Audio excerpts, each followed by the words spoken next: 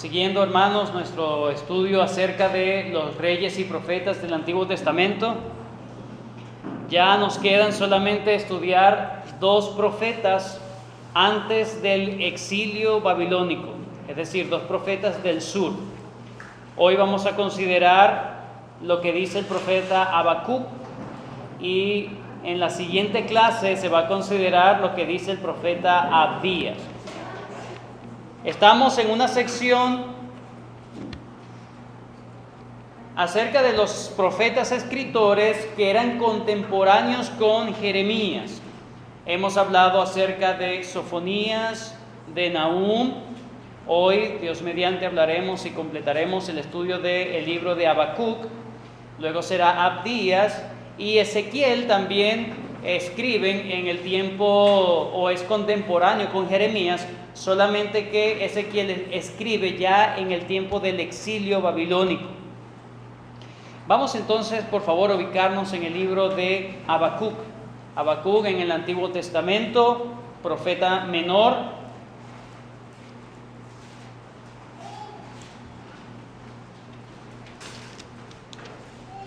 Después de Nahum y antes de Sofonías. Habacuc. Lo primero que debemos entender del libro de Habacuc es que es una profecía que fue escrita casi a las puertas de la invasión babilónica. Entonces muchos lo sitúan en el año 600 antes de Cristo aproximadamente. Recuerden que la cautividad babilónica comienza en el 586, entonces estaríamos hablando de que es muy cercana el tiempo de la invasión babilónica. Y Habacuc está en ese periodo de tiempo. No hay una fecha exacta ni cierta porque los datos que nos da el libro de Habacuc no son totalmente o no nos ayudan para fecharlo de una manera específica. Pero según lo que se nos narra, entonces podemos ubicarlo en ese tiempo, entre los años 600 a.C. Ahora, el libro de Habacuc no es un sermón como tal, ¿verdad? No es un mensaje directo a Judá, sino que es más bien el relato de la experiencia del propio profeta con Dios. ¿Okay? Es un relato que estaba ocurriendo, una experiencia que él estaba teniendo con Dios o que tuvo con Dios, ¿verdad? Y él simplemente lo dejó por escrito. Por lo tanto, no es una comunicación totalmente directa hacia Judá. El libro se compone por quejas y respuestas. Ese es el libro de Habacuc. Quejas y respuestas. Quejas de Habacuc. Él está viendo cosas y se queja delante de Dios, y la respuesta que Dios hace o da a sus quejas, a sus respectivas quejas. ¿Por qué vienen esas quejas en el libro de Habacuc? Bueno, él está viendo el problema del pecado y el aparente triunfo de la iniquidad en Israel y la falta de respuestas a Dios a tales asuntos. Es como que, Señor, estoy viendo tantas cosas y tú estás como si nada. No vas a hacer nada, no vas a actuar en cuanto a esto. Esas son las quejas de Habacuc. Está viendo el pecado y aparentemente ve como si el Señor estuviese en silencio, como una despreocupación total de Dios a los asuntos que estaba viviendo el pueblo de Israel. Entonces, el libro de Habacuc es básicamente esa lucha que él tiene con Dios. Se queja delante de Dios por situaciones, Dios le responde y luego él vuelve a quejarse por otra cosa y Dios sigue respondiendo. A la final vamos a ver una oración como una oración final de entendimiento de la voluntad de Dios, de la soberanía de Dios en Habacuc. Son 3 capítulos en Habacuc. Vamos a ver cómo está compuesto este libro de manera total. El capítulo 1, del versículo 1 al 4, vamos a ver la primera queja de Habacuc. Pareciera que el pecado no recibe castigo. Ese es su argumento. Estoy viendo esto y tú no estás haciendo nada. En versículos del 5 al 11 del mismo primer capítulo, Dios responde a Habacuc y le dice que Judá será castigado por los caldeos. El Señor sí va a hacer algo en contra del pecado del pueblo. Eso lleva a Habacuc volver a considerar otra cosa. Ya va, tú estás diciendo que los caldeos nos van a invadir. ¿Y qué va a pasar con esos caldeos? ¿Los vas a dejar impune? Es otra queja de Habacuc. Quedará sin castigo los malvados caldeos. Es su argumento, su segunda queja. Eso está en el capítulo 1, 12 hasta el capítulo 2, versículo 1. Y una vez más otra respuesta de Dios a esa segunda queja de Habacuc. Él dice que no quedará sin castigo los caldeos, es decir, Dios va a retribuir también a los caldeos. Y por último, en el capítulo 3, vamos a ver la respuesta de Habacuc a toda la palabra que el Señor le ha dicho. El Señor va a juzgar a Israel, a Judá en este caso, y también Dios va a juzgar a los caldeos. Y eso hace que Habacuc entienda algunas cosas y haga una oración de alabanza al Señor, una oración hermosa que cuando entiende las Escrituras, cualquier cristiano puede no solamente entenderlo, sino que hará parte de su vida este tipo de oración. Entonces vamos a considerar todas estas partes en el día de hoy, estas 5 partes. Número 1, la primera queja de Habacuc. Vamos a leer versículo 1 y 2. Dice: la profecía que vio el profeta Habacuc, dice: ¿hasta cuándo, oh Jehová, clamaré y no oirás? Y daré voces a ti a causa de la violencia y no salvarás. ¿Hasta cuándo te pediré justicia, Señor? ¿Hasta cuándo seguiré orando? Porque estamos diciendo que él se está quejando porque ha venido orando por la situación y Dios no hace nada. Oro, clamo, y tú estás en silencio total. ¿Por qué, Señor? ¿Por qué no salvas? ¿Por qué no haces justicia? ¿Por qué no haces lo que deberías hacer como Dios? La impresión de Habacuc en el versículo 2 nos dice: Dios como que no oye. ¿Será que Dios no oye? Esto es interesante porque cuando nosotros cotejamos esta parte o lo confrontamos con los profetas de Baal en los tiempos de Elías, nos damos cuenta que Elías les decía a los profetas de Baal: mire, pero clamen a su Dios. ¿Será que se volvió sordo? ¿Será que se durmió? ¿Será que está muy ocupado? Y aparentemente Habacuc estaba teniendo la misma percepción, pero del Dios verdadero ahora.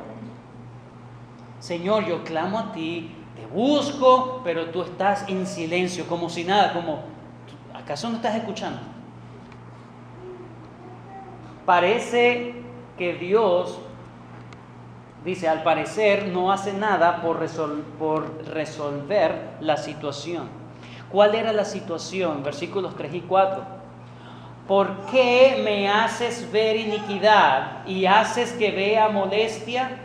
Destrucción y violencia están delante de mí, y pleito y contienda se levantan, por lo cual la ley es debilitada y el juicio no sale según la verdad. Por cuanto el impío asedia al justo, por eso sale torcida la justicia.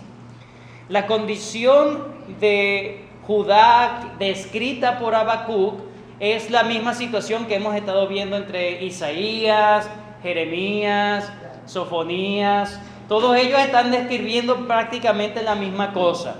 Han descuidado la ley, han debilitado la ley, están haciendo violencia, son destructores, son malvados. ¿Qué más dice? El impío asedia al justo y la justicia queda torcida en el pueblo. Básicamente, la imagen típica que vemos del estado de las cosas tanto en Israel como en Judá desde los tiempos de Amós hasta Jeremías, hasta los tiempos de Jeremías. Es decir, Habacuc es otro que vuelve a clamar por las mismas cosas. No solamente ellos dicen la situación, sino que esa denuncia es precisamente delante de Dios: Señor, haz justicia, esto está pasando. O a los judíos le estaba diciendo: Dios les va a juzgar porque están en esa situación. La idea era cambiar, no simplemente decir lo que estaba mal y bueno, ya sabemos que estamos mal. No, la idea era cambiar.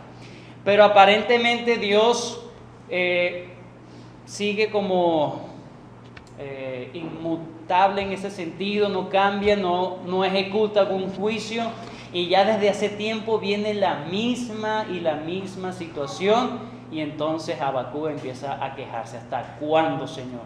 ¿Hasta cuándo va a ser la misma situación? Desde los tiempos de Amós, por los tiempos de Jeremías, la misma situación: violencia, falta de la ley de Dios, juicio torcido, todas estas cosas. He allí entonces la queja de Habacuc. Podemos decir que es una queja razonable.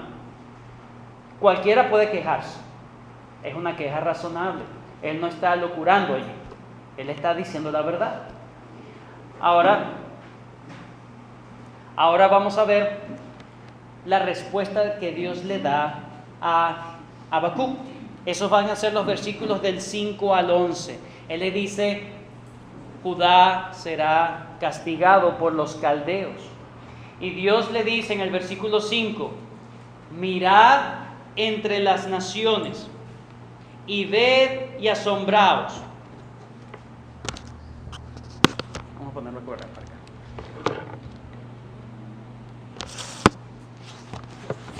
Mirad entre las naciones y ved y asombraos, porque haré una obra en vuestros días que aun cuando se os contare, no la creeréis. El Señor está diciendo: ya yo he estado trabajando, no te preocupes, tú no lo ves, pero mira más allá de tus ojos, y yo estoy haciendo una obra que nadie se está dando cuenta, pero yo la estoy haciendo.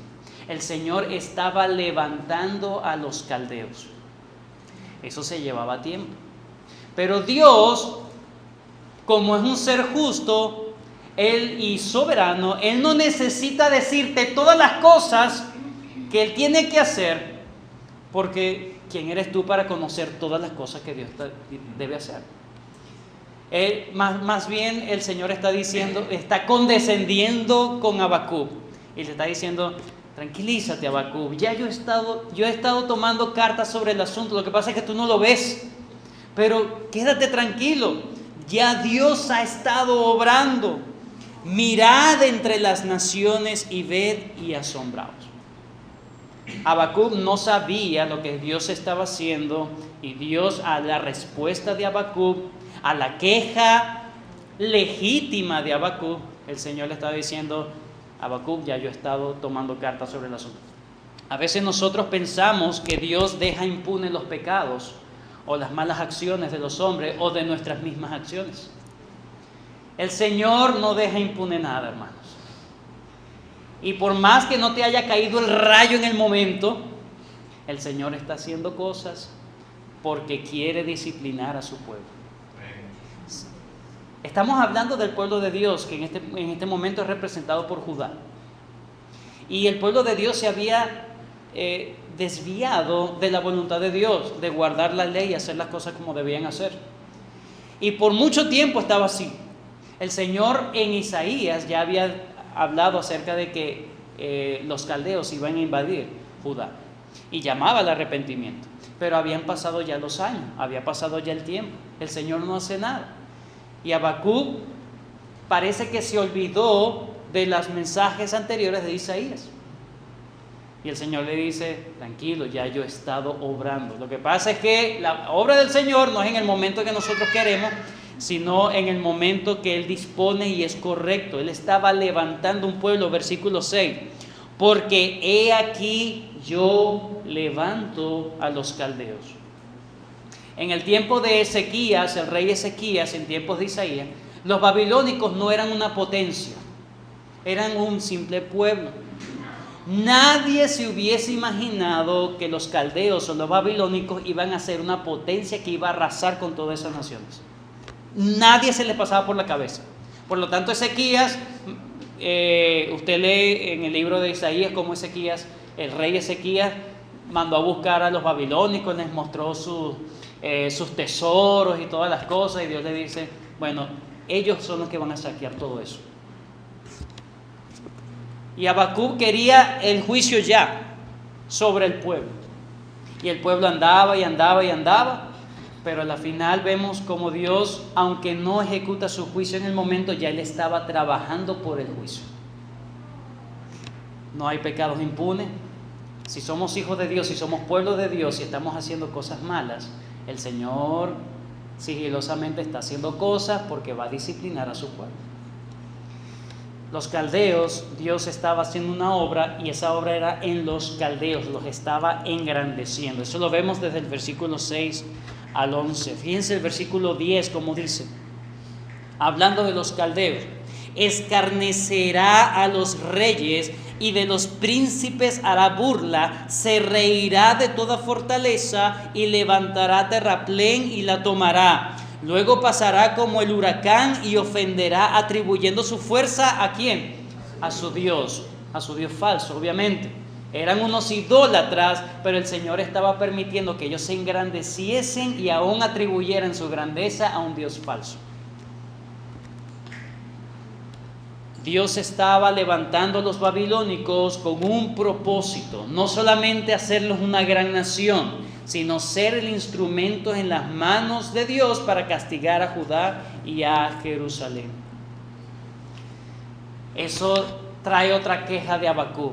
Pero Señor, tú mismo lo estás diciendo, ellos son unos impíos. ¿Vas a engrandecer a los impíos solamente para castigar a tu pueblo? ¿Y ellos qué va a pasar con ellos? ¿Quedará sin castigo los malvados caldeos? A partir del versículo 12 hasta el capítulo 2:1 es otra queja, otra protesta de Habacuc. Y él comienza con un credo a forma de pregunta. Dice, ¿no eres tú, versículo 12, no eres tú desde el principio, oh Jehová, Dios mío, santo mío? ¿Por qué él usa esta frase? No eres tú desde el principio. ¿Qué significa esa frase? Esa frase lo podemos entender a la luz de la frase siguiente. No eres tú desde el principio, y luego dice, no moriremos. El Señor le había dicho, yo voy a levantar a los caldeos y va a arrasar con todo. Voy a usar a los caldeos para juzgar a Israel. Y Habacuc piensa, pero ya va, tú no eres el mismo Dios de siempre. Yo sé que no moriremos. Yo sé que tú eres un Dios de promesas. Tú eres el mismo ayer, hoy y por siempre. Tú has prometido que tú vas a cuidar a tu pueblo. Yo sé que no nos vas a exterminar por completo. Por eso él dice, yo sé que no moriremos. No eres tú desde el principio, tú eres el santo. No moriremos, oh Jehová, para juicio lo pusiste, y tú, oh roca, lo fundaste para castigar, hablando de los caldeos. Luego dice en el 13, muy limpio eres de ojos para ver el mal, ni puedes ver el agravio. ¿Por qué ves a los menospreciadores y callas cuando destruye el impío al más justo que él? Esta es una parte muy clave en el libro de Habacuc. Él dice, Señor, yo sé que no vamos a morir porque somos tu pueblo, no nos vas a exterminar del todo, tú eres el mismo, pero tú los estás levantando para venir a castigarnos y a juzgarnos, pero tú eres justo y no vas a permitir injusticia. ¿Cómo es que vas a hacer que el impío haga y tú no vas a hacer nada? ¿Cómo es que el impío, esta es una frase importante, y callas cuando destruye el impío al más justo que él? Él estaba hablando de grados de justicia. En su mente estaba diciendo, va a venir un menos justo a castigar a uno que es más justo. No parece lógico. Debería ser el más justo castigando al menos justo, ¿cierto?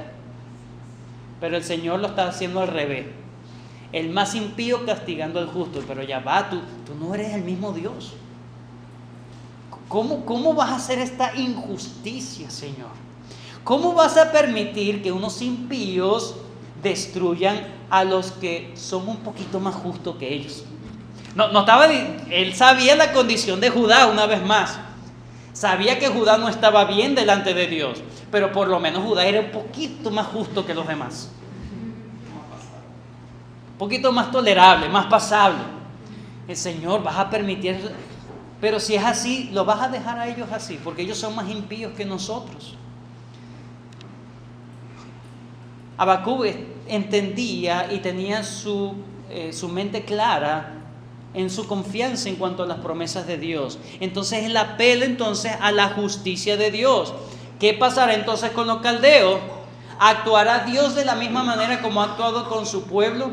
Recuerden, él está colocando a los caldeos como menos justo que los judíos. Y con los judíos el Señor por mucho tiempo ha callado. Con los que son un poquito más justos, el Señor ha callado. Y Habacuc dice, bueno, pero si estos son un poquito más justos, imagínate, entonces no vas a hacer nada con los menos justos. Porque si con los más justos has callado, imagínate, con los menos justos. ¿Vas a callar de la misma manera? Otra queja de Habacuc. Una vez más, estas quejas podemos decir que son quejas lógicas, razonables, legítimas, cuestionamientos. Y a veces a nosotros nos gusta cuestionar todo lo que Dios hace.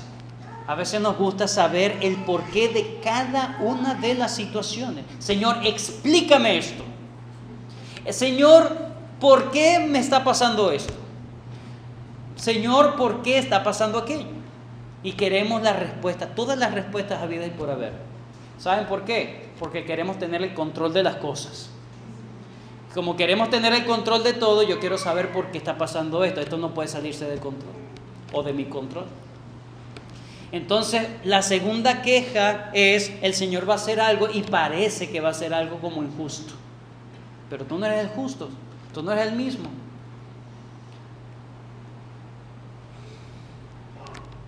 Versículo 1 del capítulo 2. Habacuc aparentemente en su mente había dicho, bueno, ya argumenté y bien argumentado. Tremendo argumento, he estructurado mis argumentos. Vamos a ver ahora qué me va a decir Dios en cuanto a lo que le he dicho. Le estoy pidiendo justicia, él ha callado. Parece que ha actuado de manera injusta. Ahora me está diciendo que el impío va a castigar al más justo que él. Eso parece como más injusto. Ahora, ¿qué me va a decir Dios? Versículo 1 del capítulo 2.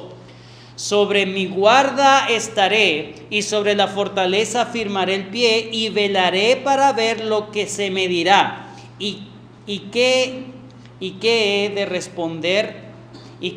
responder tocante a mi queja. Es decir, ahora yo me voy a quedar tranquilo, me voy a ir para un lugar y voy a esperar a ver qué va a responder Dios en cuanto a mi queja. Pareciera que le hubiese puesto un acertijo a Dios. Pareciera que le hubiese puesto una maraña, una patraña a Dios. Ahora vamos a ver cómo Dios va a resolver esto y quedará como justo. Segunda respuesta. Una vez más, Dios no necesita darle respuesta a los hombres, pero el Señor condesciende y le da la respuesta entonces a Habacuc y le dice,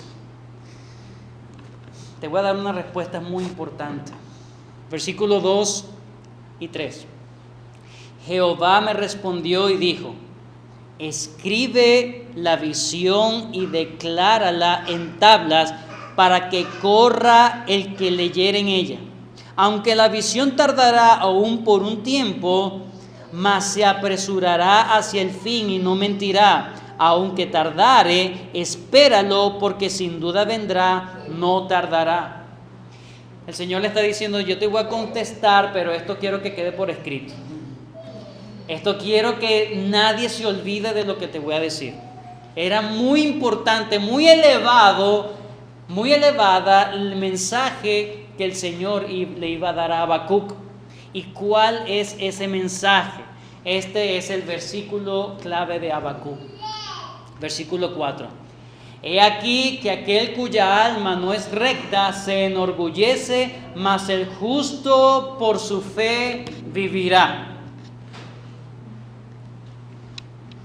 El Señor declara la doctrina de la justificación por la fe. ¿Por qué el Señor hace eso? El Señor está diciendo, lo que te voy a decir es muy importante. Escribe lo que te voy a decir. Aquel cuya alma no es recta se enorgullece. Esa es la característica del impío. Es soberbio, es altivo, cree que se la sabe toda, cree que puede comprar las cosas de Dios, cree que puede estar bien sin fe. Dice, el que no es recto es orgulloso, mas el justo por su fe vivirá. Hay dos tipos de personas en el mundo: los justos que viven por fe y los impíos que son orgullosos. El orgulloso cree que tiene todas las de ganar. El justo sabe que no tiene justicia por sí, sino por la fe en otro. El justo por su fe vivirá. El Señor estaba diciendo, mira y empieza a entender la verdadera fe. La importancia de este versículo con respecto al problema de Habacuc estaba tanto en que no hay tal cosa como los más justos o los menos justos. O se es justo por la fe en Dios o no es justo en lo absoluto. No hay grados de justicia. El Señor está diciendo, yo voy a juzgar. Mira, tú me acabas de decir, el impío va a castigar al más justo. Eso no es así. Todos son injustos, todos son orgullosos. El que va a quedar libre es el justo por la fe, o el que ha sido justificado por la fe. El Señor va a castigar a todos por igual, sean de su pueblo o no, los va a castigar a todos por igual, porque no hay distinción de personas delante de Dios, porque todos son orgullosos, injustos. Y entonces el Señor empieza a dar una serie de ayes contra Babilonia.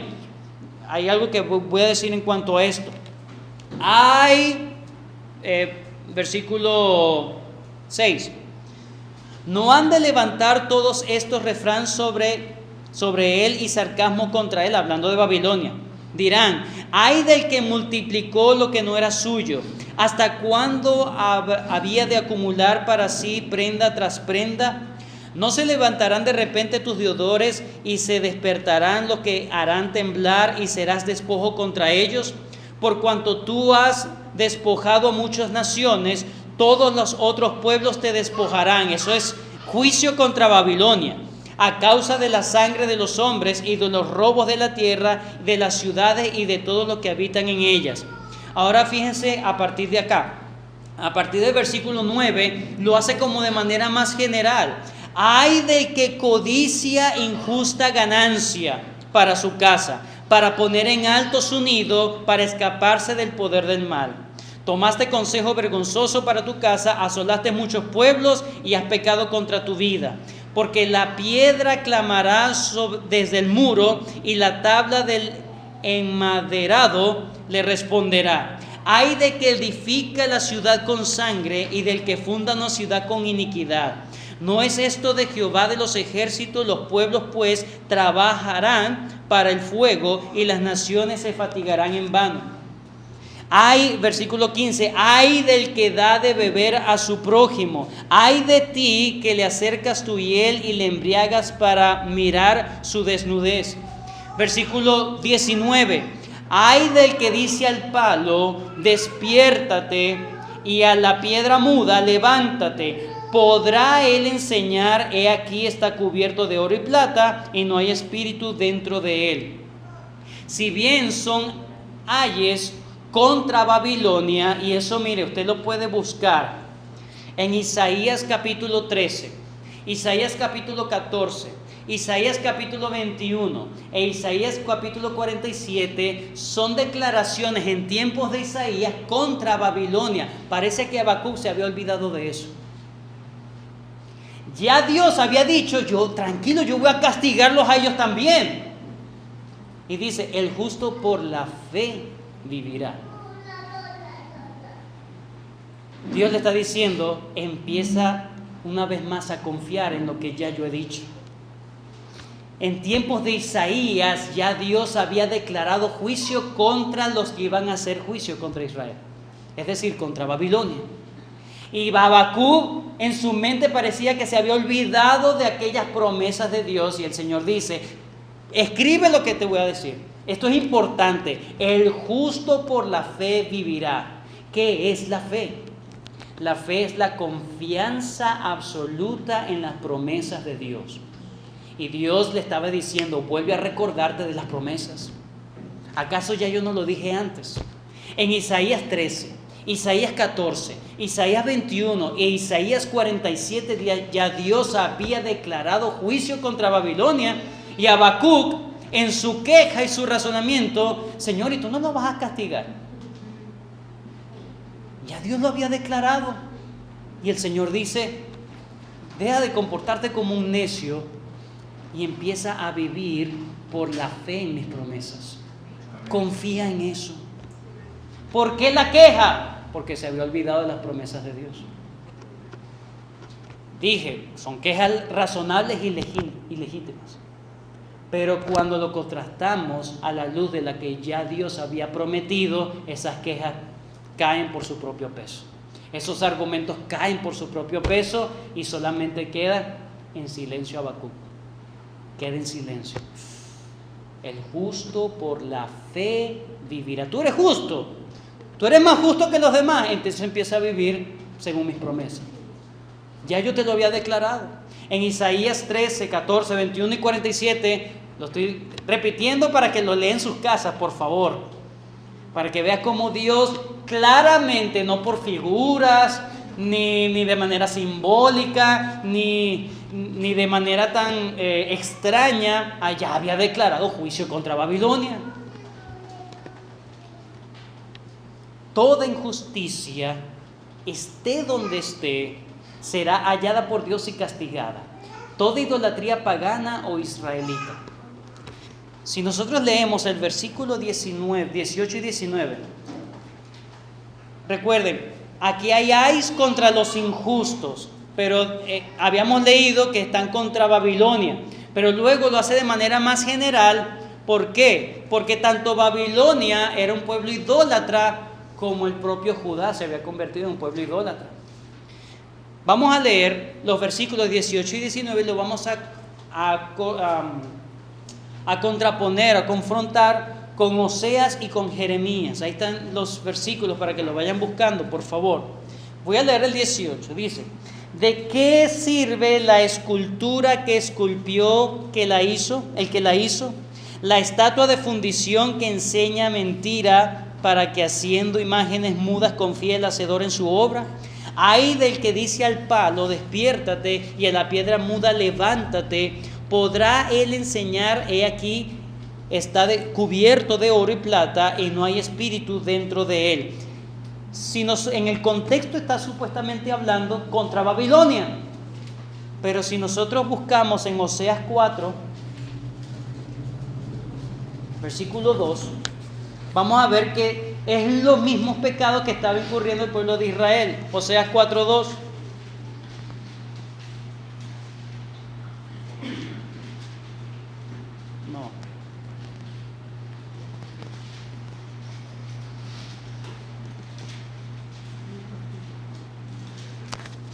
No es 12. Ahí está, gracias. Oseas 4:12. Mi pueblo a su ídolo de madera pregunta, y el leño le responde, porque espíritu de fornicaciones lo hizo errar, y dejaron a su Dios para fornicar. En Habacuc está diciendo: yo voy a juzgar la idolatría, aquellos que confían en los palos. Confían en los palos, en los leños. Pero resulta que Israel fue juzgado precisamente por eso. Ahora vamos a hablar de Judá, Jeremías 2. Jeremías capítulo 2.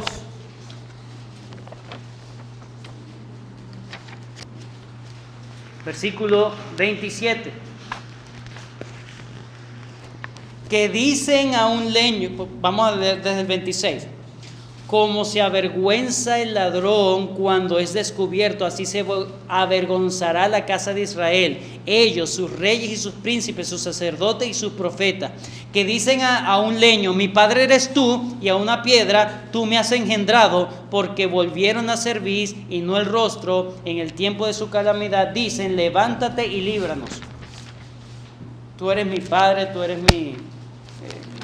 quien me engendró. Le dicen a un palo, a un leño. El Señor está diciendo, cuando habla de los ayes, no es solamente contra Babilonia, sino contra todos los impíos, inclusive dentro del pueblo de Israel.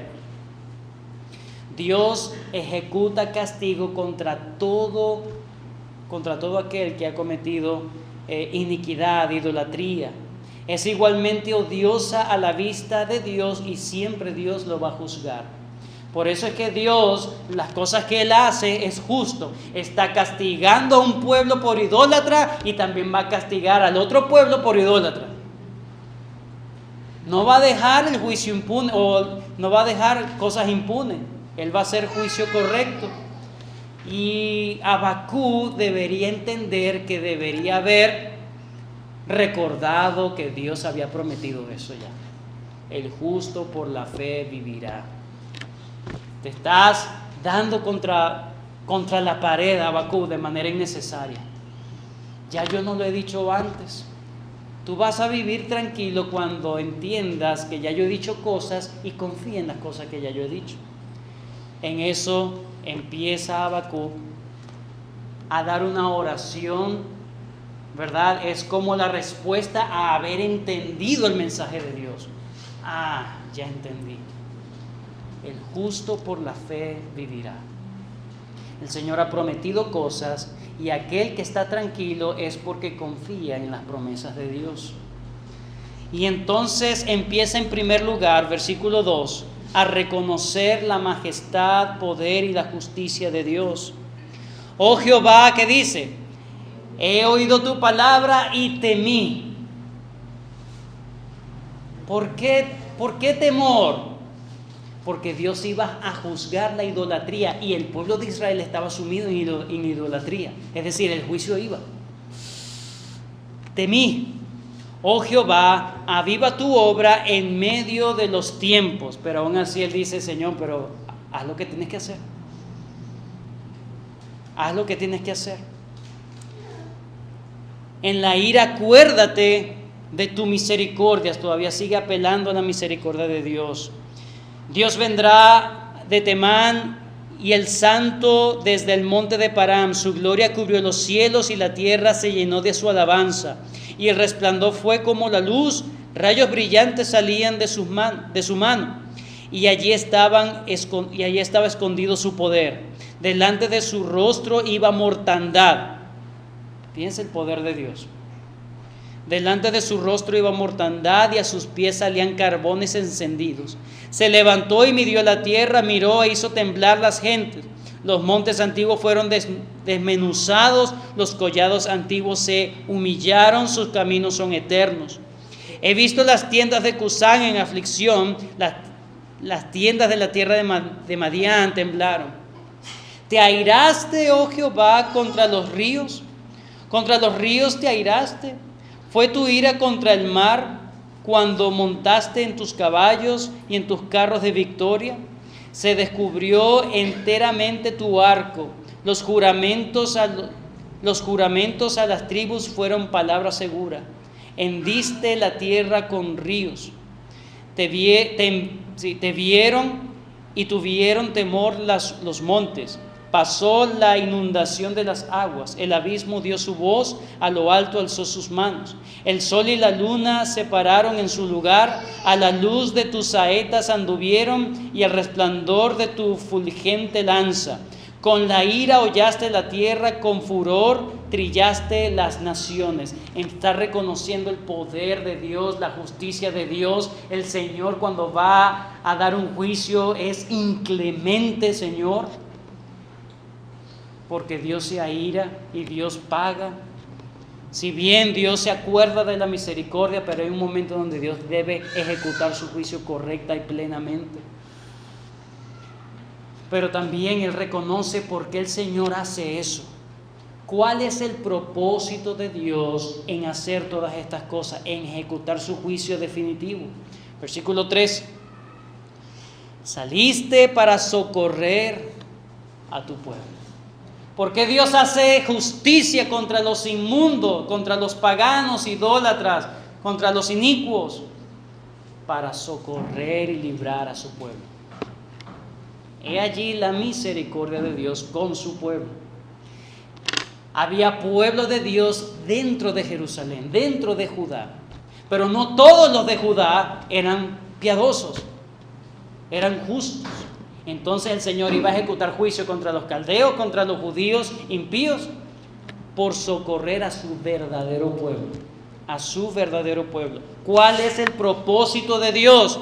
Socorrer a su pueblo, pero no solamente eso. Traspasaste la cabeza de la casa del impío, descubriendo el cimiento hasta la roca. Horadaste con sus propios dardos las cabezas de los guerreros, que como tempestad acometieron para dispersarme, cuyo regocijo era como para devorar al pobre encubiertamente. Hay dos palabras que se repiten allí, que si usted lo lee, usted se puede recordar de un pasaje hermoso en la palabra de Dios. Si lo leen allí, horadaste con sus propios dardos, ¿qué dice? Las cabezas de los guerreros. Versículo 13. Traspasaste la cabeza de la casa del impío. Cuando hablamos de cabeza, de horadar la cabeza, de aplastar la cabeza, ¿a qué se refiere eso? La promesa en Génesis 3:15, el Señor la estaba cumpliendo de manera parcial, pero era una imagen de eso. El Señor está aplastando la cabeza de la serpiente. Génesis 3:15, ella te herirá en el calcañar, tú le herirás en el calcañar y ella te herirá en la cabeza. Hablando de la simiente redentora. Y el Señor está haciendo sus cosas porque Él quiere cumplir su promesa. Su promesa abarca el beneficio de su pueblo, sí, pero el Señor no es solamente que quiere socorrer a su pueblo nada más. Es que socorriendo a su pueblo, Él está cumpliendo su promesa de aplastar la simiente de la serpiente. En el versículo 16, Habacuc reconoce lo terrible de los juicios de Dios. Oí y se conmovieron mis entrañas, a la voz temblaron mis labios, pudrición entró en mis huesos y dentro de mí me estremecí. Si bien estaré quieto en el día de la angustia, cuando suba el pueblo el que lo invadirá con sus tropas. Él dice, me estremecí cuando escuché el terrible juicio de Dios contra el impío. Pero en último lugar, Habacuc descansa y se regocija en Dios su fortaleza. Él sabe lo que le viene a los enemigos de Dios, pero sabe cómo Dios trata a su pueblo. 17, apréndase. Aunque la higuera no florezca, ni en las vides haya frutos, aunque falte el producto del olivo, y los labrados no den mantenimiento, y las ovejas sean quitadas de la majada, y no haya vaca en los corrales. Con todo, yo me alegraré en Jehová y me gozaré en el Dios de mi salvación. Ellos iban a sufrir todo esto. No sé si le entiende el asunto. El Señor iba a ejecutar un juicio y los judíos justos, tanto los judíos justos como los judíos impíos, iban a sufrir las mismas circunstancias. No iban a tener comida, les iba a faltar el producto del olivo, aunque la higuera no florezca. Él no está obviando la realidad que van a sufrir todos como nación. Pero la única diferencia es que aquellos que son impíos van a sufrir sin esperanza. En cambio, los justos, dice, se van a alegrar a pesar de las circunstancias. El Señor no los va a librar de las circunstancias, los va a guardar en medio de las circunstancias y los va a guardar gozosamente. ¿Por qué? Salmo 46. Salmo 46.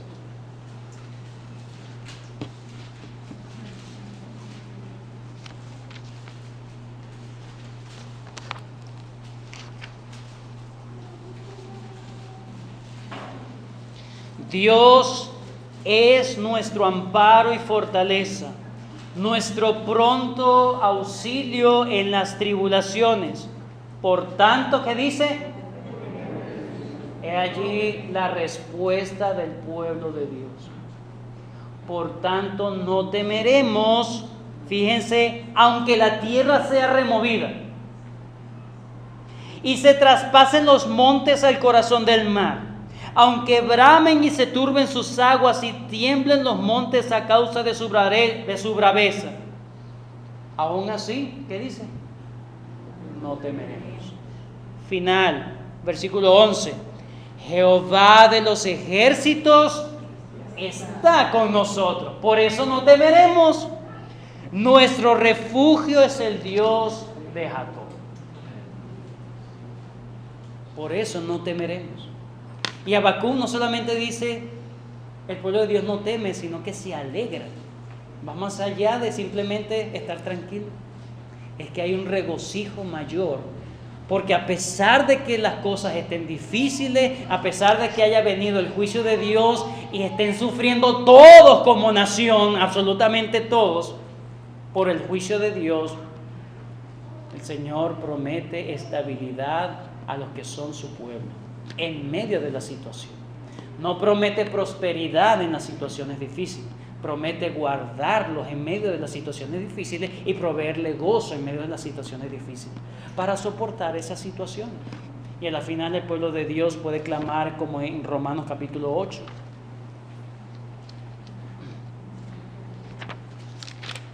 Ese es el contexto de Romanos 8:28. Y sabemos que a los que aman a Dios, ¿qué dice? Todas las cosas les ayudan a bien. A los que aman a Dios, ahí no dice todas las cosas les va a ir bien. No, lea bien. Todas las cosas ayudan a bien. No es que todas las cosas son bien, son buenas, sino que ayudan a bien.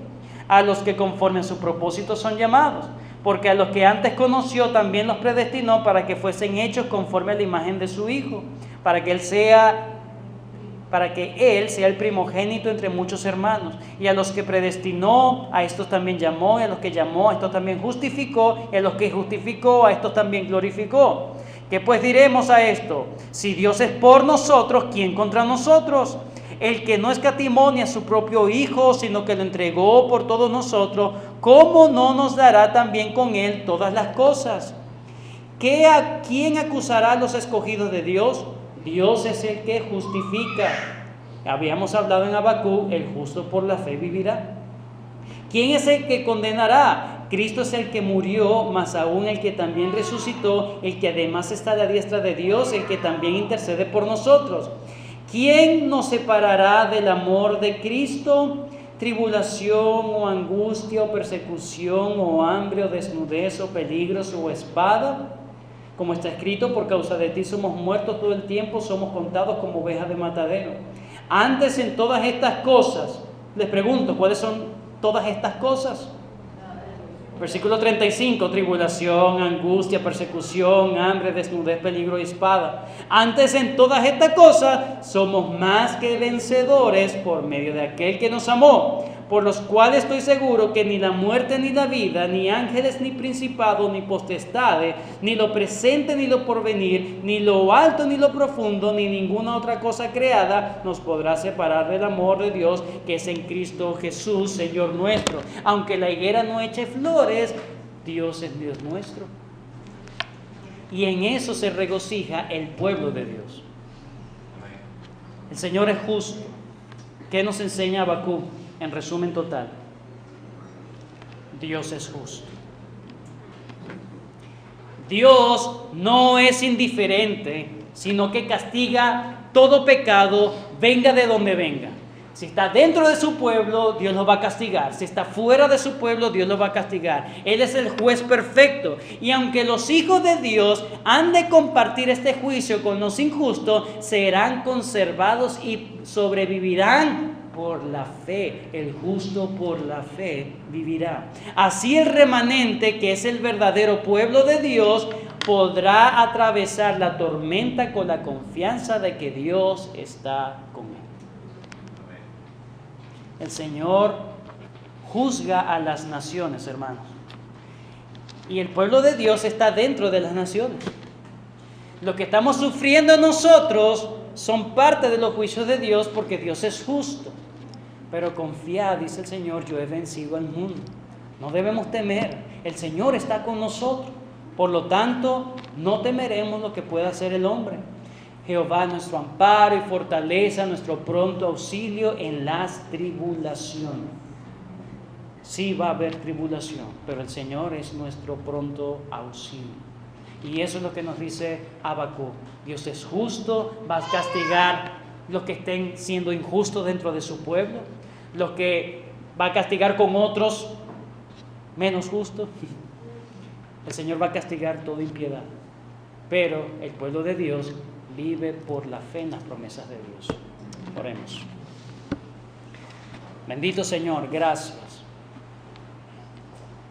Porque tu palabra dice que viviremos si realmente tenemos fe. El justo por la fe vivirá. Y la fe, Señor, no es simplemente confianza de que mañana me va a ir bien. La fe es confiar en tus promesas. Así como tú habías prometido con Isaías que ibas a juzgar al pueblo de los caldeos, los babilónicos, probablemente a Habacuc se le olvidó y por eso se quejó. Pero ayúdanos, Señor, a no olvidarnos de tus promesas, de tus palabras, Señor, sino mantenerlos fieles, mantenerlos frescos en nuestras mentes, de manera, Señor, que no nos quejemos con lo que tú obras, Señor. Porque estaremos confiados de que tu obrar es perfecto, es a tiempo y es justo. Y gracias, porque en medio de todo, Señor, cuando tú has pronunciado juicio contra naciones, Señor, también has pronunciado misericordia con tu pueblo y podemos estar regocijados porque nada ni nadie nos separará de tu amor, ni de tu cuidado, ni de tu protección paternal, Señor. Ayúdanos, Señor, en cada situación, sea cual sea, Señor, la razón por la que estamos sufriendo tribulaciones externas, Señor, o como país estamos sufriendo, ayúdanos a entender que si bien es parte de tu justicia, Señor, también entendemos que tú sigues cuidando y guardando a tu pueblo. Gracias, y en eso nos regocijamos. Ayúdanos a que no se nos olvide para seguir viviendo. En el nombre de Cristo Jesús. Amén.